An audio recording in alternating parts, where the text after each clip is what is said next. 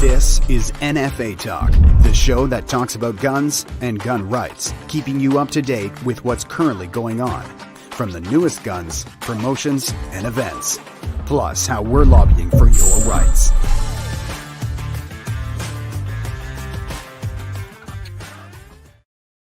All right, we're back with another episode of NFA Talk. I'm Jordan Vandenhoff, and joining me tonight we have our president, Blair Hagan, and our vice president, Rick Igersich. Hey, guys, how's it going?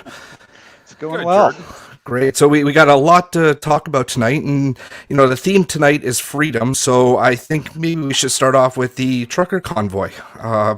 Somebody want to jump in and go for it? Or Boy, that's big news in Canada today. It's probably at the top of the news cycle nationwide, and has been for, boy, how many days has it been? How many days have they been occupying Ottawa? What are we at, about 13 or 14, I think? Yeah. I mean, I don't know. It really depends on when you count the convoy starting, if they started from their starting location or when they actually got to Ottawa. You know, it's been about 14 days, I'd say. Yeah, I just heard on the news tonight there's a bunch more trucks steaming their way towards Ottawa right now. So it's definitely not getting any smaller. It's getting bigger.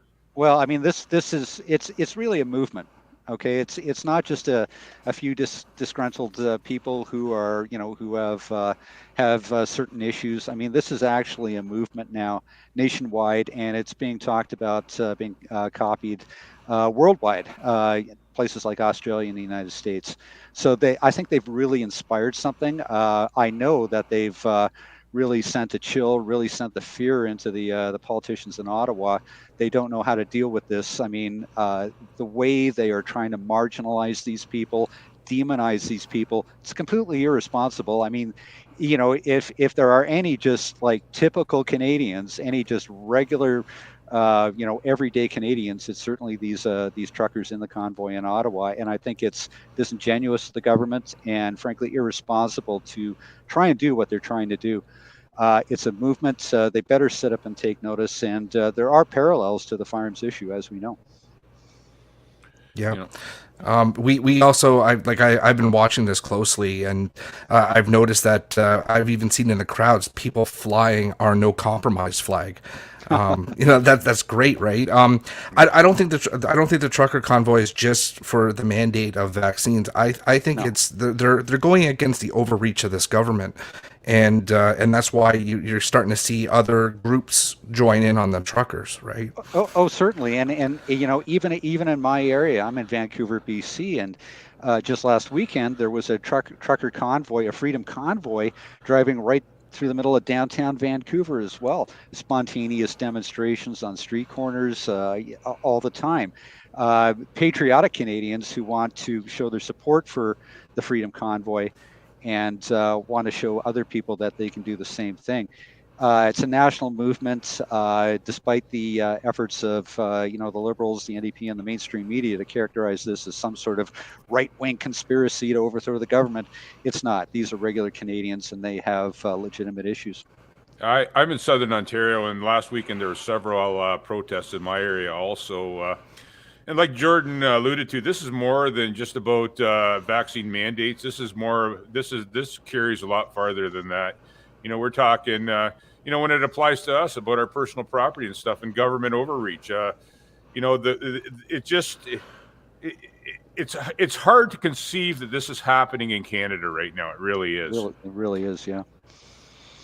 Yeah, well, it's interesting too, because what was it, last night or the night before, the police went in there and they started confiscating the gas, and they started taking, you know, the gas jugs away, the propane tanks away. They're taking people's property. They purchased this property and they're taking it away, kind of like what our government's going to be doing with our firearms come the springtime, right? You know, or at least they're going to try. You know, we still have the court case on hand. The judge jumped in and put an injunction in and told the police to give them their gas back. So maybe we'll get lucky and the judge will side in our favor in the spring. Yeah, and what was their authority to do that? Well, their authority was directions from the mayor of Ottawa, and correct me if I'm wrong, but certainly the mayor probably put a lot of pressure on the Ottawa police to do something about this find some way to confound these people, make them go away. And it sounds like that was a tool they came up with. Yeah, it's ridiculous. There is really a lot of contempt for people's rights, a lot of contempt for people's property here. I mean, where do you get off doing what you did? What was your authority, and what was your reason for doing it? Really? I'm sure it probably bleeds farther up than that. I'm sure it's Justin Trudeau trying to put a lid on this thing, and maybe directing the mayors of the cities and the police. This just doesn't fit his narrative very good, and I'm sure he's involved in this whole scheme about seizing gas cans and food, and calling a peaceful protest a bunch of militants and whatever else he called them. It's just I can't believe what's going on. Yeah, I don't know. I think he's got a lot of fellow travelers among big city mayors. I don't know if they necessarily need his direction or need to bend to his direction. They have a lot personally and politically invested in these actions as well.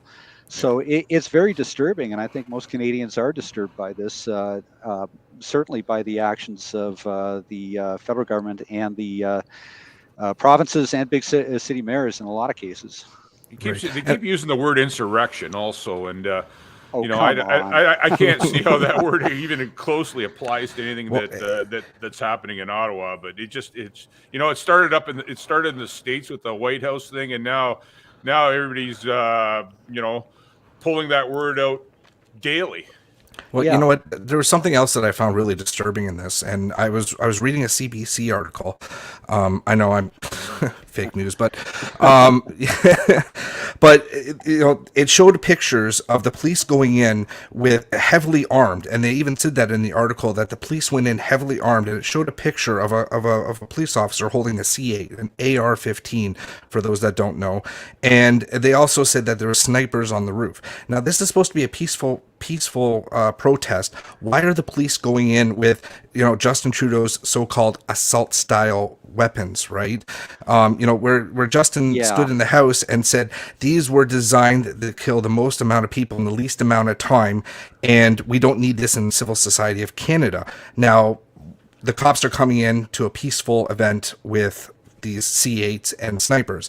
Let that sink in. I can remember. Justin Trudeau needs to read the Canadian Charter of Rights and Freedoms for lawful protest, because apparently he's not aware of that. I can remember another peaceful protest, September 1998, on Parliament Hill in Ottawa. The Fed Up 2 rally, where 30,000 Canadians gathered to protest the imposition of another Liberal government's gun law, Bill C-68. And it was the same situation. There were snipers in the towers. They honestly thought that everybody, all of these concerned Canadians, were a danger to public safety, and certainly a danger to the government. And they were there in force, and they wanted people to know that. Frankly, this is a real problem with governments like the one of Justin Trudeau. Is they really feel that they need to send a message by having this sort of armed response. Hey, don't step out of line. Or else there will be ramifications. Well, these people are not there to do that. They're not there to commit any violence. That's not their intentions, and certainly it wasn't the intentions of everybody back in September 1998 on Parliament Hill. But that's the way they view it. They want to send a message to Canadians that, hey, if you oppose this government, there are ramifications. There could be an armed response. We see you as a threat. And it's unfortunate. It's really, really unfortunate. And it's really, really sad that this is the case. And unfortunately, Canadian media is pushing that exact narrative. Yeah. They're not. It's a sad state of affairs when the American media is actually reporting this thing on the level, and the Canadian media isn't. I'm appalled at Canadian media. There's no doubt about it. They're liberal controlled media. Besides Rebel Media and a few other small outlets out there, they're throwing a false narrative out there. Well, yeah, it's a false narrative, but it's a deliberate narrative. And this has been the case for many, many years now with Canadian media. They tend to support the narrative set by the federal government, especially if it is a liberal government. Okay. And it's lazy as well. And frankly, it's lazy on the part of reporters. Well, here's the narrative. It's something I can speak to. It's something that we can edit footage to. So why don't we just go and do it? And there really is no desire there to try and look deeper and try to report on the real issues that caused all of this. You know, it cost a lot of time and effort for these people to do it, and that's just not a haphazard thing. That's just not something that occurs out of nowhere because people don't like a particular policy or don't like a particular prime minister. These people are concerned for their country, and frankly, the number of individuals who might try and latch onto this movement is the extreme minority, and I'm sure the Freedom Convoy knows how to take care of them and let them know that, hey, you're not part of this. Okay, this is a Freedom Convoy to demand respect for the rights and freedoms of Canadians, and whatever wacko conspiracy theory that you want to latch onto this, don't do it. I know they're very, very adamant about that, and I think they've done very, very well. It's the same false narrative they're pushing on gun owners. Sure. They're law-abiding gun owners in Canada are not the threat, but that's the narrative they push. Take our firearms away, and crime will magically stop the next day. But that's they've already called us extremists in Parliament. Exactly. They're MPs. Right. Yep. Have you guys been watching the SECU meetings this week? The public safety meetings, the 3 meetings that they had all the police chiefs in these meetings to testify in front of the committee, and not one supported a gun buyback program. No, I mean, and why would they? Yeah. I'm very surprised to hear that, because in the past, I mean, professional police organizations, chiefs of police have been very, very careful to sort of tread a line on the gun issue. And whenever legislation is introduced, they kind of want to look at what are the public safety benefits of this, what might be useful for us as professional law enforcement, that sort of thing. And unfortunately, in the past, they've given the rubber stamps to some very, very bad legislation. But I think this time it's a little bit different, because I think they do understand that when you attempt to take people's lawfully owned, lawfully acquired private property, something is very, very different, and something is very, very wrong. So I'm glad there's a recognition of that, and I'm glad I haven't seen any support from any quarter of law enforcement for this proposal. No, neither have I. And they made it quite clear they do not want to go to door to collect these firearms. They don't have the manpower, and they just don't want to. No, it's the logistics of it, and frankly, this is this is a hot button issue. Can you imagine? I mean, police officers being forced to go door to door to collect property. I hate to say it, and we've seen a lot of, face it, we've seen a lot of really hot rhetoric over this. Okay, and it's unfortunate that Canadians would be put in the position of having to consider this issue. And frankly, I got to tell you, a lot of police officers probably feel the same way. It's like, and may be in the same position, for that matter. So the logistics surrounding this are all bad. The idea that you can just dream this stuff up, and I think that's really what the Liberals did, and they're famous for this, especially when it comes to gun laws and legislation, is we got an idea that we think is really going to work, and it's going to finally let us get the guns. We're going to do this, and this. And when somebody says, well, hey, what about the logistics of this? I mean, you've set a limit of 2, 3, 4, 5 years to get this done. It's not going to, there's no way it's going to happen this way, and it's not going to be done according to your budget.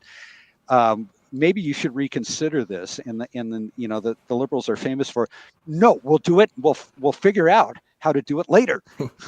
We've got a few weeks left before the supposed OIC. The amnesty is expired. Before it expires, and I haven't seen anything in place on how they're going to go about it. I don't know if you guys have or not. They're not there yet. No, if you look at the logistics required to achieve what they want to achieve, None of it exists. No. And I know, Canadians are really, really concerned about this. And I personally take these calls daily. What's going on with this? What's happening? What am I potentially facing here? And I got to say, number one, we don't know because nothing has been officially released. Okay. And, if nothing has been officially released, you can't really speak to it. I can't give you. We're speculating at that point, right? Well, no, exactly. And we're still speculating. But if you try to look at it logically, and that's what I try to do with this issue. Sometimes it works, sometimes it doesn't. But if you try to look at it logically, what needs to happen in order for them to facilitate this, none of it exists at the moment. And we're a matter of weeks away from that deadline. Yeah. You know what? Even if you step back to Bill C-71 with all the stuff they put into place then, there's no gun shops, as far as I know, registering long guns with CFO. I don't know. You're in the business, Blair. What's the deal? The deal is the first parts of Bill C-71 were implemented in July of last year. The lifetime background check for PAL application and renewal, and the changes to ATTs, and that's all that's been done. And at the time, they threatened that the rest of it will be implemented shortly. The new paperless registry. That sort of thing. But no, it has not been implemented. I think they're still trying to figure out how to do it. I mean, even that measure of trying to create an approval system, and the analogy is what we had back during long gun registry. And anyone who bought a long gun prior to 2012 will remember this. You went to the gun store, and it was very, very similar to buying a handgun or a restricted firearm. You went to the gun store. The gun store went on their computer and started the registration via CFP, and non-restricted transfers were supposed to be automatic. You would just register the transfer. A registration certificate number would be issued. A transfer notification would be issued to the buyer, and he was good to go. The registration would be sent in the mail later. Very, very shortly after that, the CFP decided that, hey, we can do all kinds of extra checks with this. And people would walk into the gun store and buy the gun and expect it to be registered to them automatically. And all of a sudden, hey, no, I'm sorry, I can't take you. I can't let you take the gun. The transfer's not been approved. It's been delayed. Well, why? It's a rifle. It's a shotgun. It's supposed to be automatic. I don't know. Call CFO and ask. So it's not a automatic guarantee. And similarly with Bill C-71, the type of system that they need to set up just doesn't exist right now, and requires more logistics, more time, and more manpower. More money too, more taxpayers' money. Don't forget that. And believe you me, we are looking for that, because I mean, if the Liberals try and increase funding to this program, we're going to be back to gun registry 2. And we know what they did then. They tried to hide it in all sorts of different departments. They're not going to be allowed to do it this time. But as of now, those parts, the main parts, the hallmark parts that the government advertised when they passed Bill C-71 have not been put into place. So the paperless registry, the computer registry that they're trying to enact, is not in place now. And we just don't know when it's going to be in place. I think that firearms businesses at some point will receive an email from chief firearms officers saying, hey, look, a week from now or on this date, this is how you will have to perform non-restricted transfers. That's when Long Gun Registry 2.0 starts, right? I suggest everybody goes out, and if they can afford to, buy as many guns as they can before this starts. Well, I think people are doing that now. It's definitely happening. It's definitely happening. Oh yeah, I mean, if and when they can figure out how to do it, because it's going to put a lot of pressure and a lot of extra work on all parts of that program. The data collection, because every one of those transfers has to be approved. And when it's in place, I'll warn people right now, it's not just going to be a minor annoyance. It's not just going to be, hey, we got to do this and then you get your gun, because you're not necessarily going to get your gun. Okay, no. Because those transfers are going to go for review for a number of different reasons based on the criteria of the government of Canada and the Canadian Firearms Program. So it's definitely going to kill gun shows, because nobody's going to be able to walk into a gun show, buy a gun, and take it home. And listen, I mean, even if you buy it, you're not even sure you're going to get it in the end. No, exactly. And what constitutes a transfer? If I want to sell you a gun, and it's similar to what happened back during long gun registry. If I want to sell you a gun, and the gun show is on a weekend, and you say, I like that gun, I'll give you $500 for it. Hey, great, fine, good. Well, we can't do the transfer because the registry's closed. Well, I can lend it to you. Okay, you got a valid firearms license. It's lawful for me to lend you the gun. You take it home. We'll do the transfer on Monday. Okay, but I mean, is that even legally possible under C-71? We just don't know. Well, you're gonna have to define transfer, right? Because my definition of transfer is the second I hand you the gun, I've transferred you the gun. Yeah. So, that comes into question to loaning a firearm to somebody nowadays. How does the government foresee that? It's a very poorly thought out bill. As usual. As usual. You've got that right, Blair. No doubt about that. And it just there's a bunch of stuff that this looming stuff with this OIC, with the C-71 gun registry, and a government with no plans for any of it. That just it just ceases to amaze me. It doesn't really amaze me. I should not be amazed at this point, because I mean, it was exactly the same thing back during long gun registry. It took years to implement that. They passed it they wrote it in 94. They passed it in 95. It was supposed to be in place by 97. They couldn't hit that deadline, so they had to extend the deadlines. Then it got kind of embarrassing for them, and people started to question the whole program. They brought the licensing portion of it in at the end of 1998, and then the universal registration and re-registration. Don't forget, they wanted to re-register all restricted and prohibited firearms. They set the deadline for that for the end of 2002, and they still didn't achieve it. Okay, 2003, we get the Auditor General's report. Firearms registry is 500% over budget. Where did the money go? What did we get for it? Okay, but again, the Liberals recommitted to it. We are going to fix it. No, we understand there are problems, but we're going to fix it. And of course, that was never the intent. I mean, nothing dies harder than a bad idea. Yeah. And certainly with the Liberal Party, that's their reason for being. We'll come up with the ideas, and they're great ideas, and everybody supports them, and then we'll figure out how to do it later. And if there's a few problems, big deal. But the problem with that is there are real problems for real Canadians. There are a lot of people suffering right now, and what we're talking about is licensed firearms owners. Because if you're outside of the law, I mean, if you're a full-on criminal or someone who's just going to practice civil disobedience, you're outside the law, so none of this affects you. Okay, exactly. But if you are a licensed firearms holder who holds registrations, you are directly affected by this, and you are directly targeted by the Liberals, and frankly, this kind of like mental terrorism that they're perpetrating against people with this irresponsible legislative action and rhetoric. And man, I mean, these people, they are targeting the wrong people, and the wrong people are suffering the consequences of this. And frankly, they should be ashamed of themselves. Justin Trudeau stood up in Parliament today and said that he's proud of the fact that he banned 1,500 types of assault weapons and assault style weapons. Yeah, but he didn't come up with any stats how it affected the crime rate in Canada. There's no stats. They don't know. It's all buzzwords for them. No, what you have to understand is this is very symbolic for them. And again, why do they pursue legislation like this? Because of the symbolism.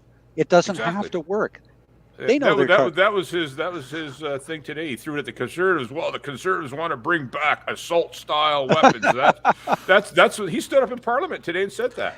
And I got to say, like Glenn Mott stood up and he tried to argue it out, and the Speaker of the House unfortunately shut him down. Yeah.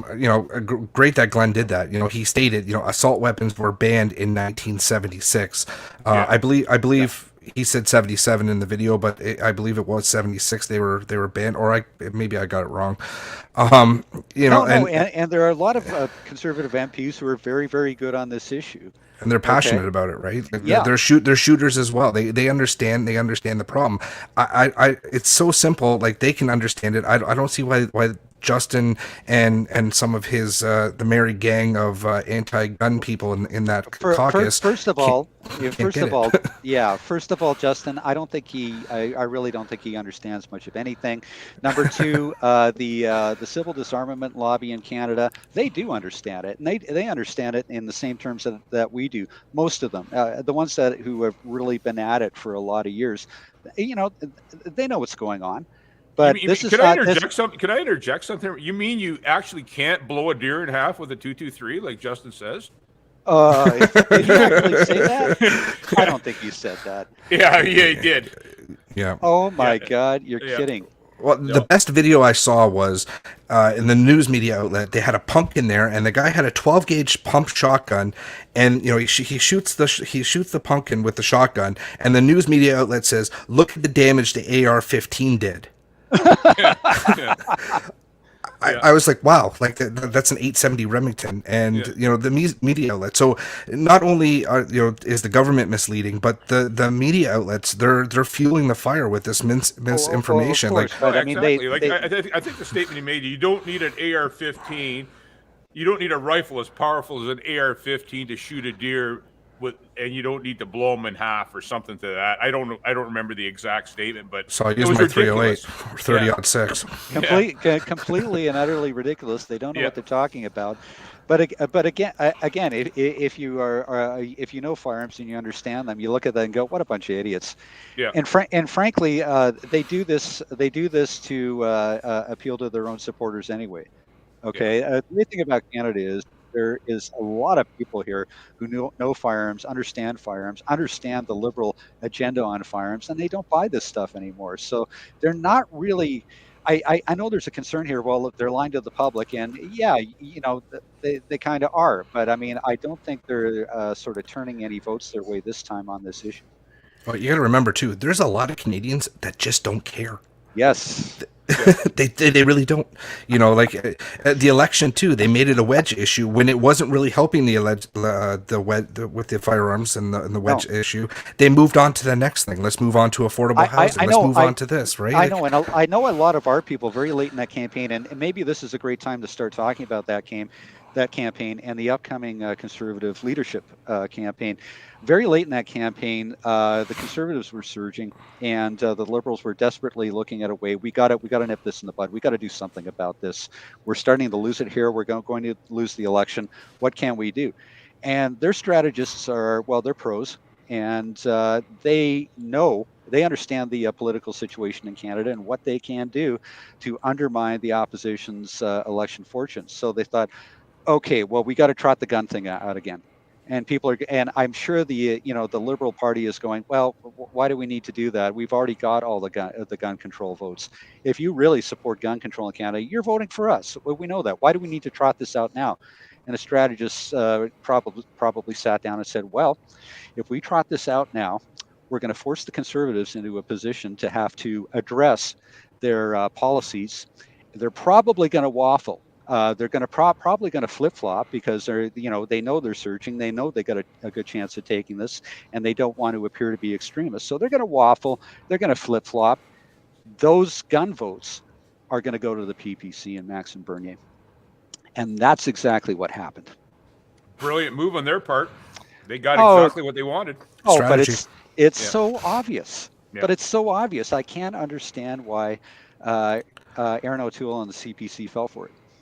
Exactly. You know what? And he was running strong, and then, like you said, he waffled towards the end of the campaign, and and that's where a lot of gun owners, a lot of firearms enthusiasts went, well, do we really want to vote for this guy? What are our alternatives? And you know what?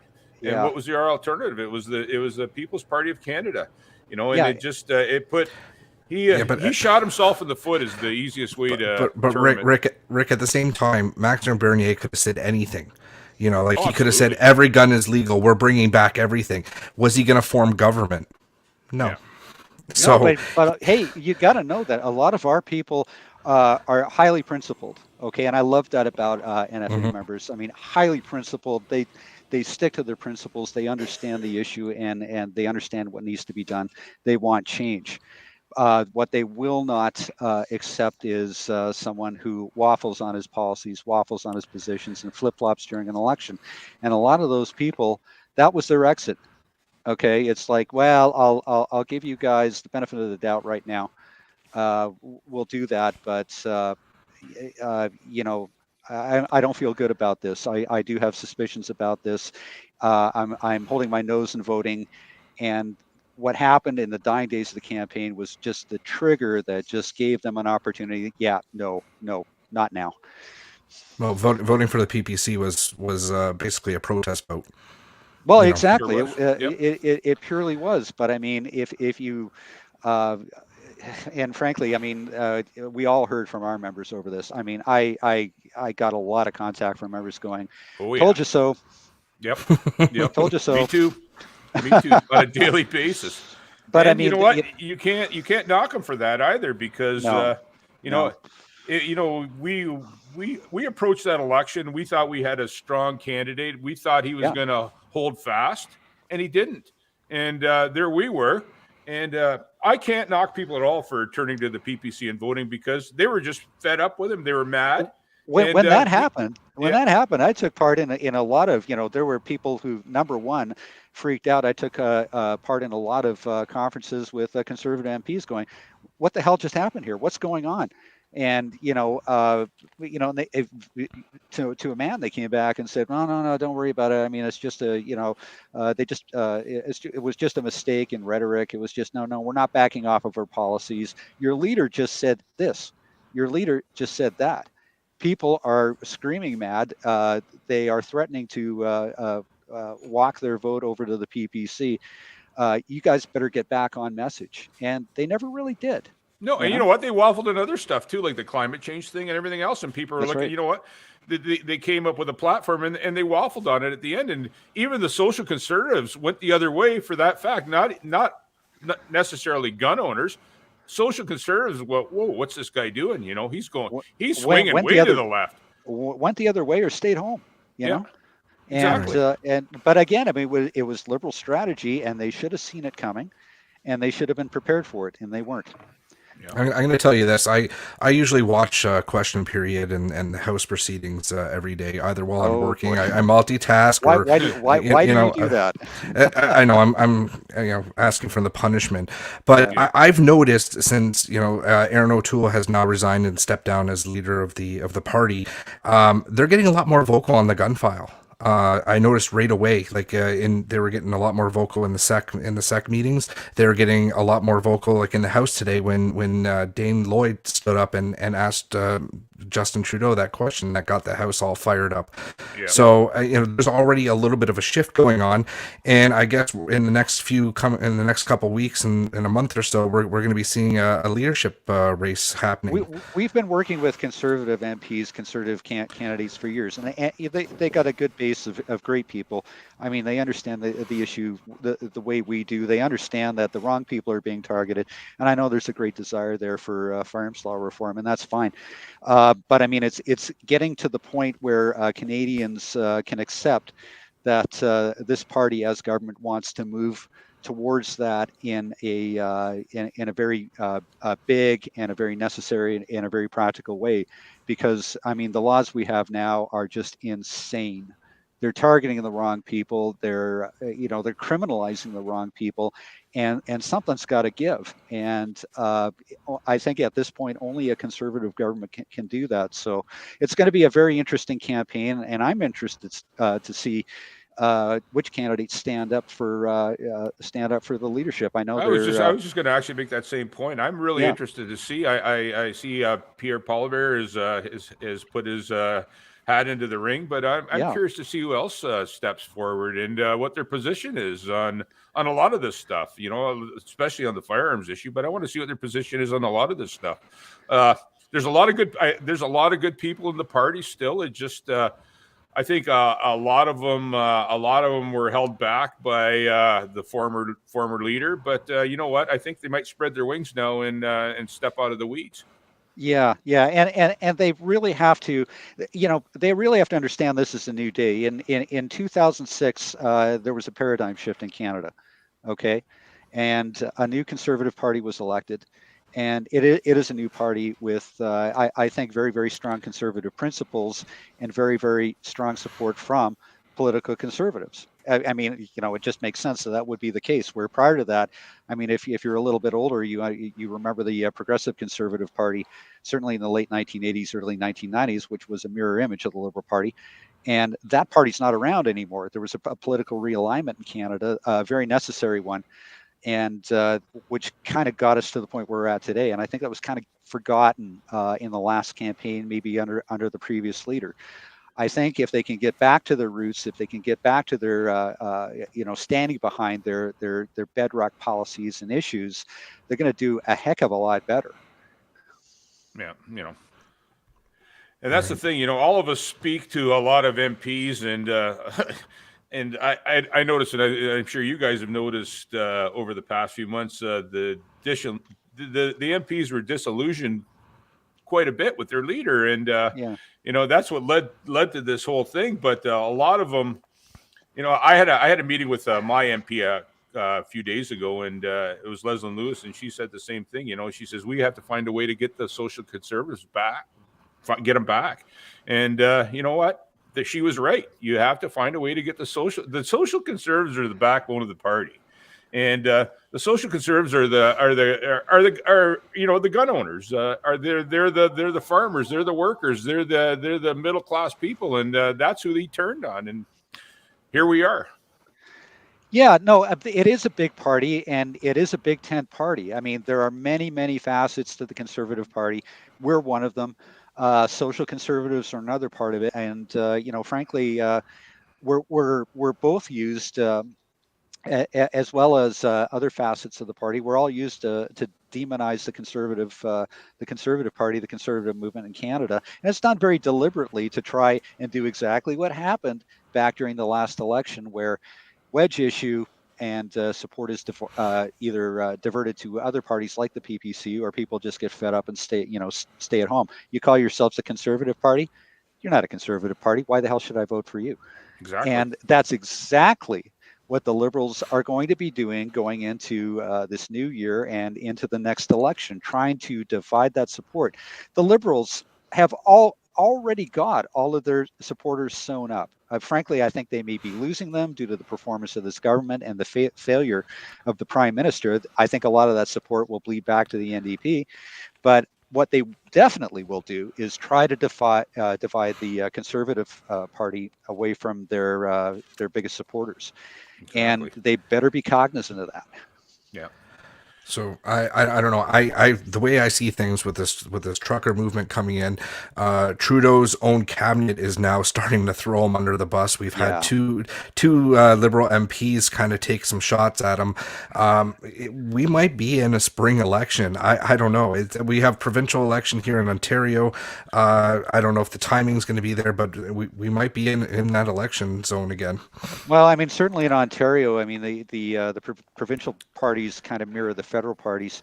A lot of the same people are involved, behind the scenes and in the backgrounds and that sort of thing. So it's going to be very, very interesting. But I think certainly, from the firearms side of this, we've got to look for a lot to look forward to. I mean, we can, and this is where I want to speak directly to NFA members right now. If you're a member of the Conservative Party, you better get active now. Make sure your membership is up to date. Make sure you can vote in this leadership campaign. Get involved, okay? Get involved at the EDA level and let them know that, hey, I am really, really disappointed and pissed off at what happened under the previous leader. I do not want to see that happen again. The firearms issue is critical to me. You better get back on policy. You better get back on message, because that's going to go up the line. That's going to filter up to the top, and they need to hear this now. Yeah. Right. And I think we'll try to get the nominees on NFA Talk also, and just see what their position is and where they stand on this stuff, and let our members course. make up their own minds, right? It's just if they'll do it, we'll And that's the more than thing, gladly have them. And that's the thing. Not all of our members are. There's this myth out there, or this stereotype that, they're the gun lobby. They're all conservatives anyway. No, nothing could be further from the truth. Yeah, we got a real strong core of conservative supporters and conservative party members, but we also have a heck of a lot of people from all facets of Canadian life. Liberals, NDP, who in past years voted for the Conservatives because of the firearms issue. My party, my government has lost its way on this. It's being really, really stupid. I can't vote for them. So therefore, as a concerned Canadian, a Canadian who believes in rights and freedoms and believes in in firearms freedom, I got to park my vote with the Conservatives. As much as I don't want to, I got to park my vote with the Conservatives this time because of those issues. Exactly. Right. And Blair, I was going to add in there too that, we do have our members are, across the political lines. And I was going to say to them, maybe jump ship for the next election, come over to the conservative side, just until we kibosh and get everything stable in Canada, and then go whichever way you want to go. But man, we need your support. I really feel sorry for diehard Liberals right now. I mean, having a prime minister and a leader like this one who has failed so consistently all the way down the line. I'm sorry. I don't think I'm saying anything you don't already know. Face facts. I think Justin is in way over his head. Maybe he shouldn't have been in this position in the first place, and I think it's time for a change in Canada. Yeah, I think so too. Yeah. But you know what? People have to make up their own minds, and the NFA is definitely going to have the facts out there about everybody and what everybody's thinking. And, we're going to dig into it as far as we can. We've got our lobbyist in Ottawa, Charles Zach. We're going to be talking to these people, and we're going to get their point of view, and we're going to get it out to you guys, and make your own decision. And hopefully we can get rid of Trudeau and get somebody in there that will quash a lot of this stuff that's going on right now. I mean, my God, I mean, it's not just firearms, it's everything. Freedom Convoy, inflation. Yeah. Oh, yeah. I can't believe it. I think Canadians are really, really suffering from coast to coast to coast. I filled my vehicle up today for $1.58 a liter. Oh, really? You got a bargain. You know what it is in Vancouver? I have no idea. $1.75. Wow. So, Blair, you work in a firearm store. What's the ammo prices? Are they going up now? Yes, you can definitely count on. I've been taking calls on this all day. Hey, you got 357 Magnum ammo? No, nobody does. Okay. Well, I mean, when you get back in stock, what's the price going to be? I mean, is it going to be going up? Is it going to be more than last year? Count on it. Yeah, no. I've got it in stock. You've got it in stock. Okay. I've got it in stock. I'm not selling it though. It's just my own personal stock, right? Well, yeah, you may want to be kind of circumspect on if you want to use it. But no, I mean, you can count on everything. Everything will be going up in 2022. It's supply, demand, supply chain issues, especially. Certainly demand in the United States, and that demand will be fulfilled first before they ship it to Canada. So if you see it, buy it. You can complain about the price if you want, but try to buy it cheaper elsewhere. You won't be able to. And I think eventually it will improve. The situation will improve, but it's going to take some time. It's going to take a year or two. It's going to take a government change in Canada and the U.S. also, I believe. Yeah, I mean, that would certainly help. But I mean, there's a lot of issues. Everything's intertwined, economy, supply chain issues, the legislative and bureaucratic burden by government. All of this is intertwined. And, why are things the way they are today? Those are the reasons why. What we've been experiencing since 2020. So, I think people know that a change is necessary here, and let's just get it done. Yeah. Right. I'm just I hope the day comes when we can take our AR-15s out of the safe and go to the range and just put 1,000 rounds through them just for fun. We're all working towards that. Yes, we are. And we're working hard every day about it. And why should we be limited to taking them to the range? I mean, this firearm, exactly. This firearm is no more dangerous than any other firearm owned by Canadians. It's been demonized over the years. Frankly, the narratives that have been created over the years to support that legislative action no longer hold water. Okay. So, I mean, why do you put restrictions on firearms like that when every firearm is dangerous? And certainly, I mean, even by the limited understanding that liberals have in regards to firearms, there are other firearms that they could make the argument are more powerful or more dangerous, but yet you chose this one. Why? We know why. Symbolism. Yeah, exactly.